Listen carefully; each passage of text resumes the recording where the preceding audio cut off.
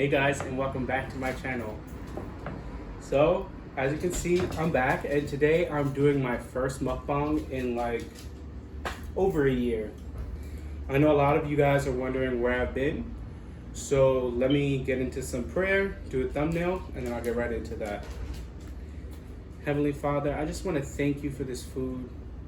I just ask that you bless it and allow it to be nourishment to my mind, body, and soul. In your name I pray, amen. Alright, and then a thumbnail. Alright, let's go. Okay, so today I'm doing a seafood boil or a shrimp boil. I have shrimp, potatoes, sausage, and corn. I also made a pesto Alfredo over here.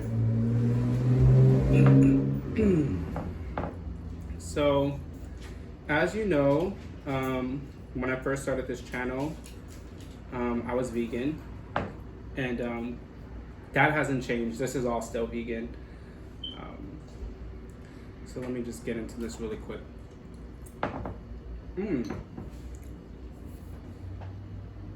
So I made this pesto from scratch. I toasted up some pistachios. I blended it together with some vegan Parmesan, some olive oil, some fresh basil, the pistachios, salt, pepper, garlic powder, and onion powder. And honestly, it's amazing. I could have just did this with just that, but you guys don't want to see that. So here I am with a seafood boil.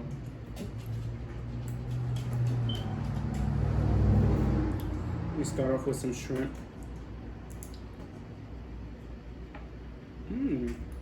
Okay. So I made this sauce also from scratch using the seasonings that I have in my cabinet. Just a lot of, it's like a Cajun butter sauce with a vegan butter and vegan chicken broth sausage. So I use Beyond sausage. I also have some asparagus in here. This vegan shrimp, which is a mixture of Japanese root and soy, I believe. Excuse me, I try to be as soy free as possible. But for you guys, I did it. I think this is a red potato, or purple potato. Let's try not to make a mess on this white shirt. Oh yeah, it's a purple sweet potato. So where have I been? Well, it's a culmination of things. For the most part, when I first got into mukbanging, it was strictly for research purposes.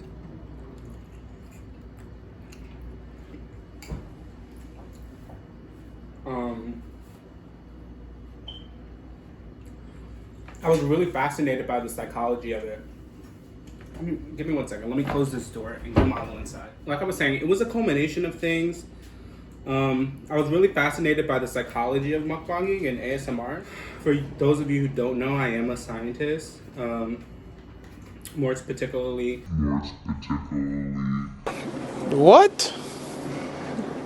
Bro, what are you talking about, man? In healthcare, but we'll get more into that later.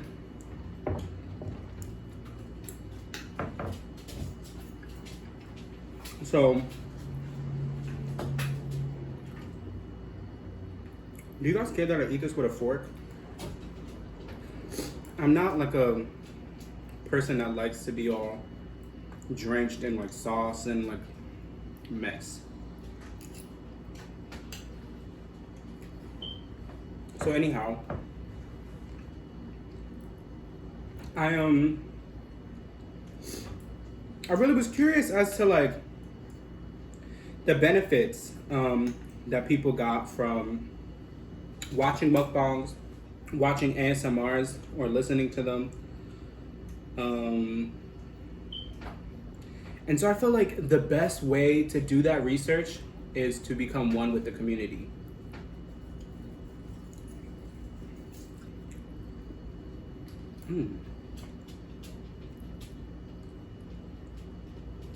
Lemon just heightens everything up. Like when I made my sauce, I decided to put the lemon inside of it. Which I've done a sauce like this before for a vegan bowl, but I don't know if I cooked it with the lemon inside the sauce, and it just really brings out all the other flavors.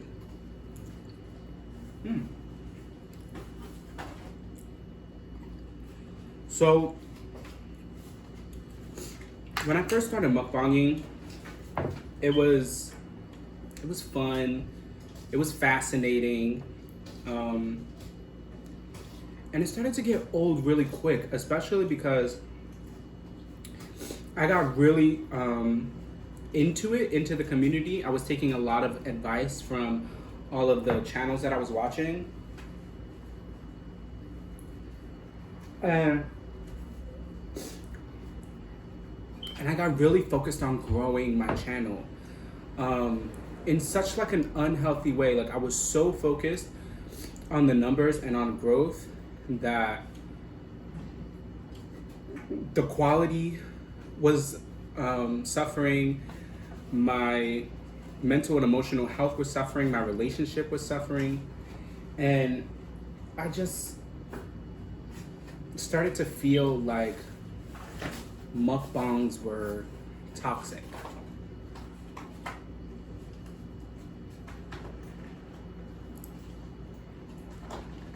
Not more so because of how toxic social media can be or how toxic YouTube was becoming at the time, because there was also just a ton of drama on YouTube. Milo! That was one thing that I really liked about the mukbang community, is that it was drama free. Why? Because food makes people happy. And when all you're doing is eating, you should just be happy, minding your business. But it wasn't the case, and it really tainted my experience of YouTube, of mukbangi,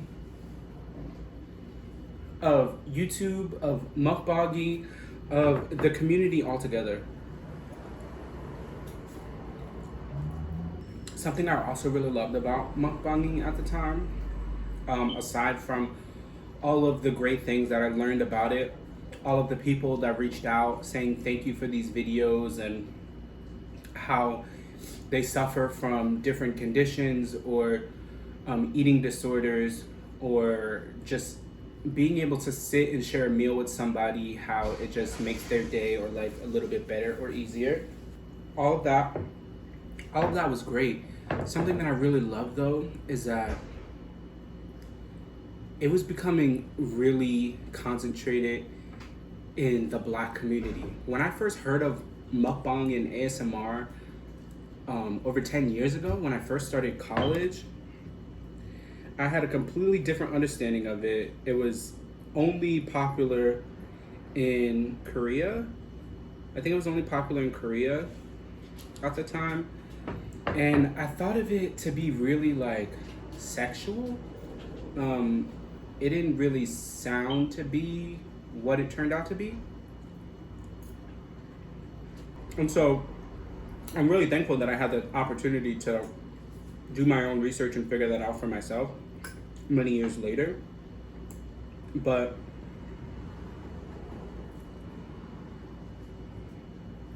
I feel like what I also discovered, aside from all of the amazing things about mukbang, was that it was promoting gluttony and just unhealthy eating habits. When I started to pull away from mukbanging as a content creator and really continue to be a viewer in order to support the channels of the people that I really started to enjoy and built friendships with, and I wanted to continue to support those people, I found myself being subconsciously manipulated into overindulging or finding myself having to have a meal every time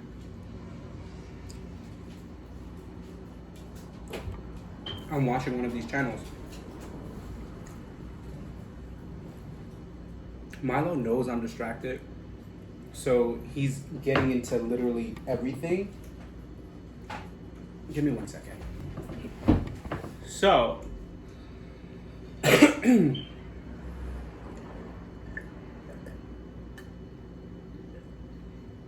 where was I?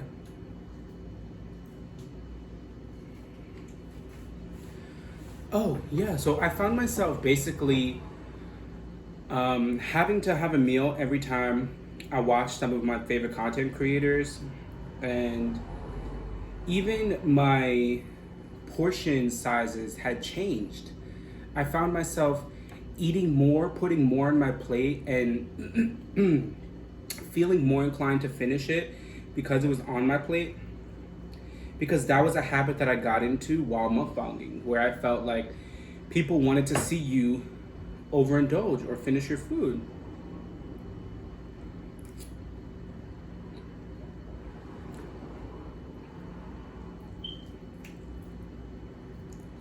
Just like right now, I don't know how much I'm gonna be able to eat.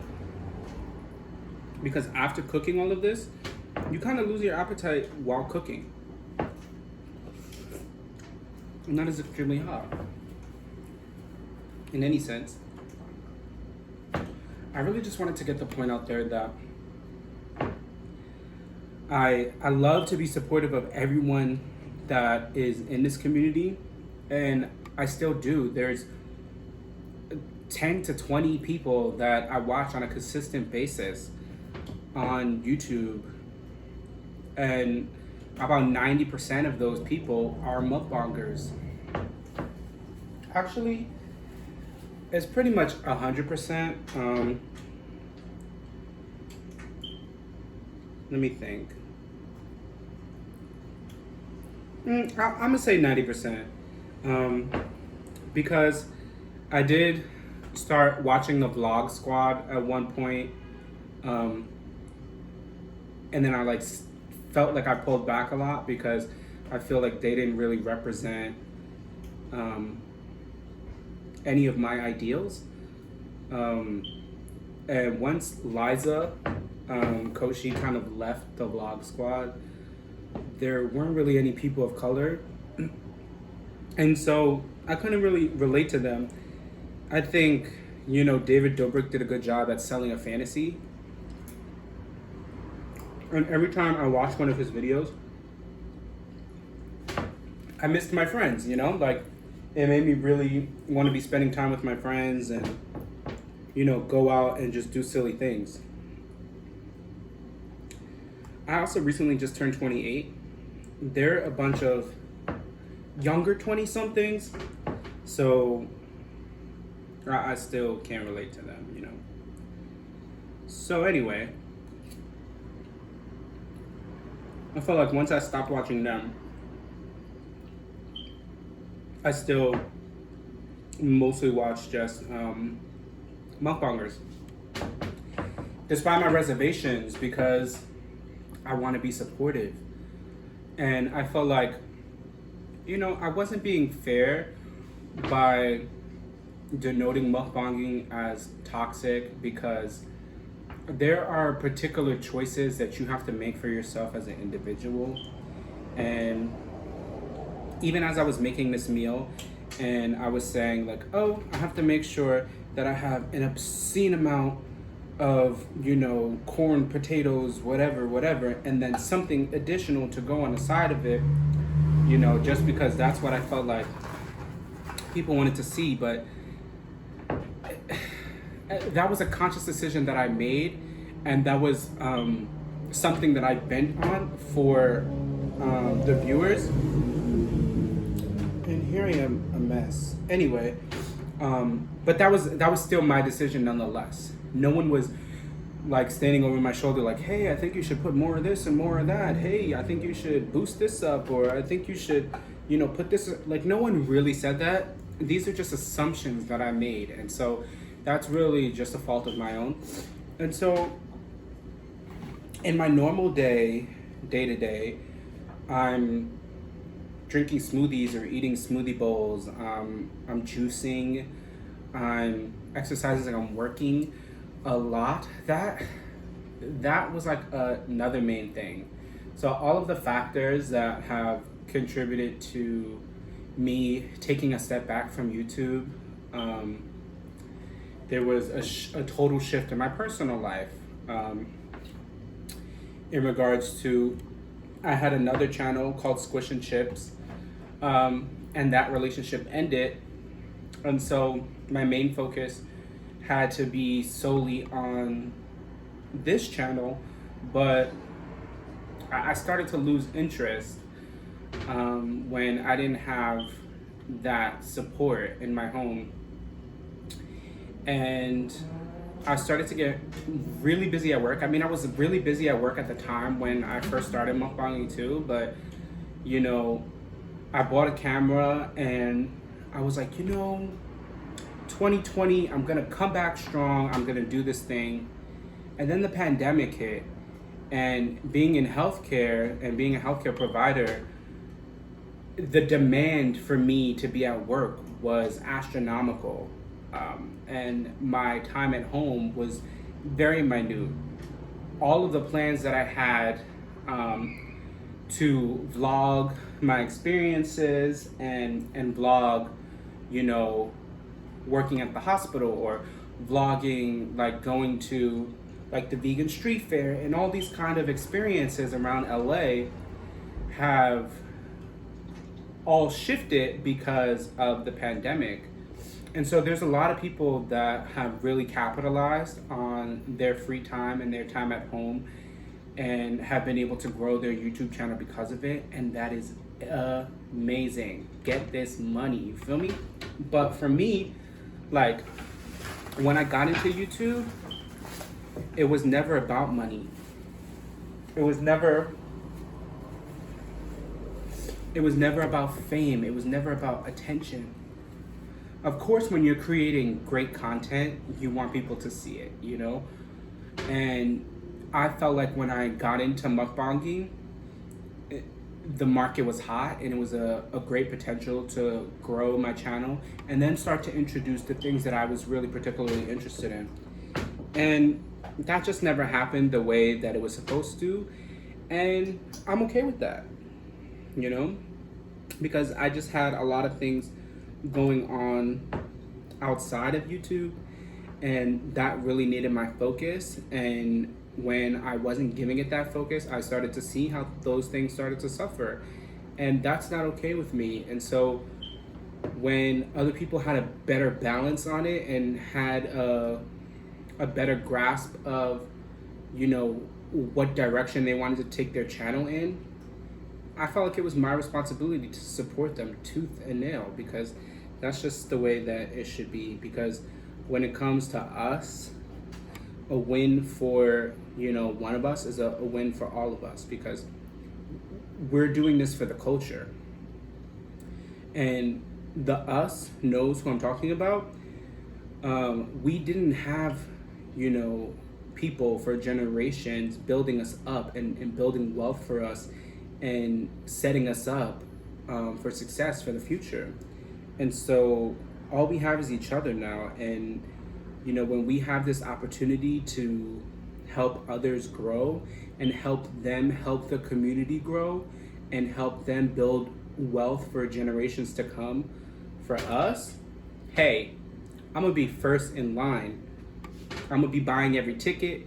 I'm gonna be downloading every song. I'm gonna be here supporting you until I run myself broke, because as long as I'm recycling the black dollar, pouring back into the community, then I'm doing my part. I'm answering my calling.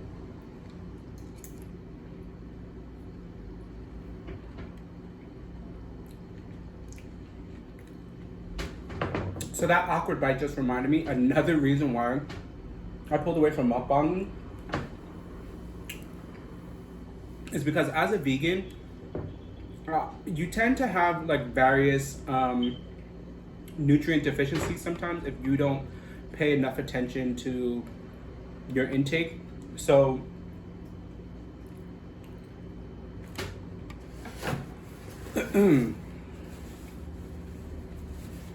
when I was mukbanging, I wasn't getting essential nutrients and vitamins. I was eating, even though I was eating vegan, I was eating vegan junk food. Like this is a special treat. This is not something as a vegan that you would want to eat every day.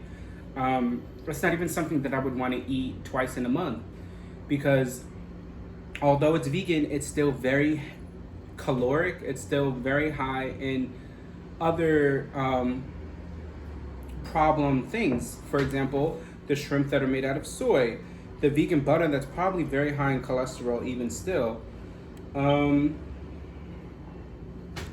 yeah, the vegan cheese that's inside this pesto, that's I think also made out of coconut oil. So that's also just very caloric, very heavy in saturated fats, and that was getting very hard for me, and it creates a lot of issues. So a lot of vegans tend to suffer hair loss. I didn't have that problem. A lot of vegans also suffer like dental health issues, and that was something that I did suffer from. I had a tooth crack on this side, then I had a tooth crack on this side, and I've always had great teeth.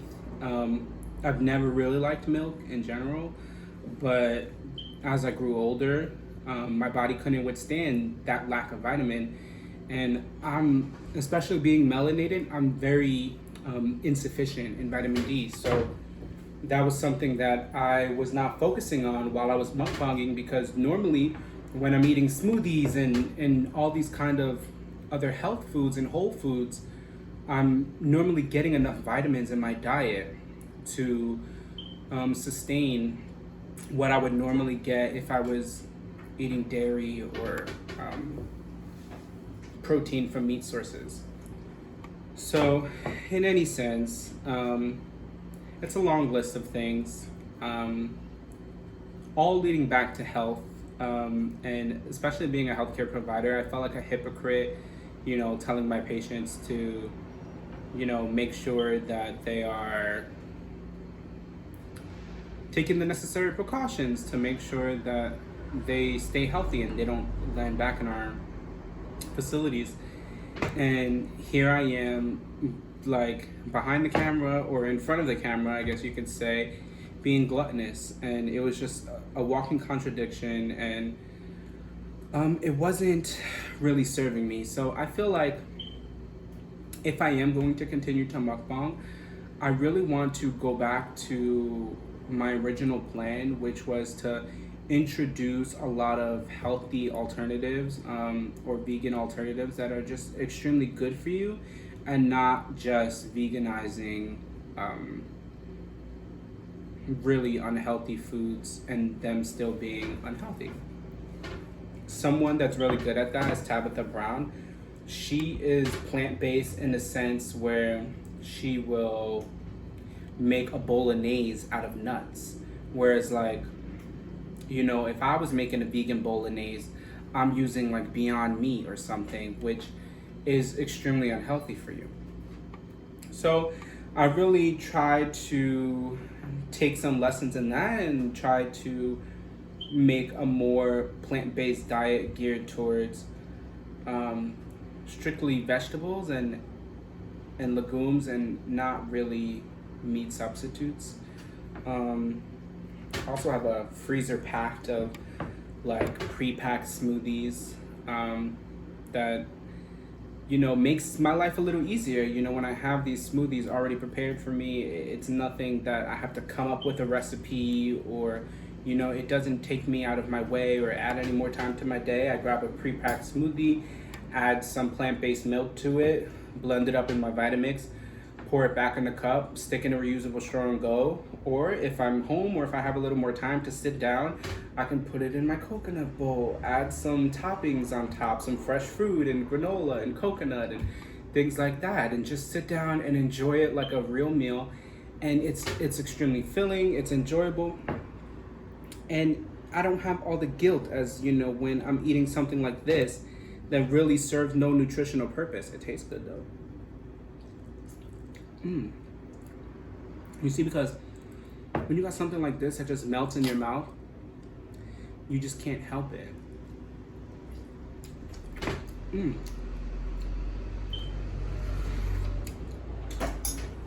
Wow. Alright. I know you guys came here to see me eat. It's still really hot for some reason. I feel like I've been talking forever. So I'm going to give this some time to cool down. I'm going to put most of it away and enjoy a reasonable portion. I've also grown accustomed to eating my meals while watching a mukbang now. So that's like a thing that made it really hard to record mukbangs, because, you know, sometimes you want to watch something while you're eating, which is problematic sometimes because that mindless eating makes you eat more. But with all that being said, if you haven't already, please like this video and drop a comment down below. Let me know if you missed me, because I definitely missed you guys. And if you're not already, subscribe and hit that little bell so you'll be notified every time I drop a new video. Thanks for watching. We'll get breakfast in the park, we'll get dinner after dark, and I'll be with you every second in between. Write our names inside a heart, we will never fall apart. Let's spend forever together, just you and me.